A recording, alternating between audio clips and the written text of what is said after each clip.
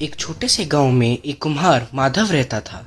वह अपने सुंदर बर्तनों के लिए जाना जाता था, लेकिन हाल के दिनों में उसे ग्राहकों की कमी महसूस होने लगी। गांव में एक नया कुम्हार आया था जिसने सस्ते और जल्दी तैयार किए गए बर्तन बेचने शुरू कर दिए थे। माधव परेशान था। उसने सोचा, शायद मुझे भी जल्दी और सस्ते बर्तन बनाने चाहिए। उसके मन में द्वंद चल रहा था। एक दिन गांव के बुजुर्ग बाबा दास माधव के पास आए और बोले, तू मेहनती है माधव।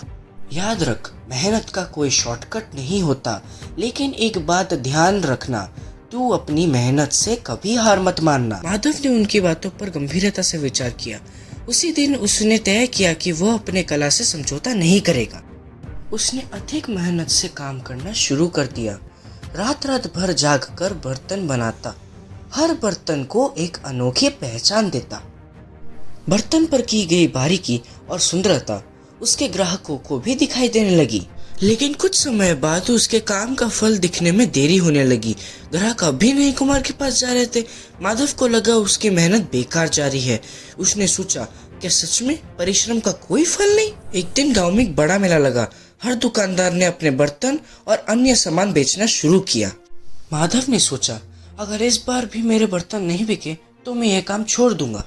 लेकिन उसने हिम्मत नहीं हारी और अपने सबसे सुंदर बर्तन लेकर मेले में पहुंचा। मेले में लोगों की भीड़ थी और हर कोई नए कुम्हार की दुकान पर जा रहा था। माधव का मन टूटने के कगार पर था। तभी गांव के राजा वहां पहुंचे। उन्होंने हर दुकान देखी और फिर माधव के बर्तनों पर उनकी नजर पड़ी।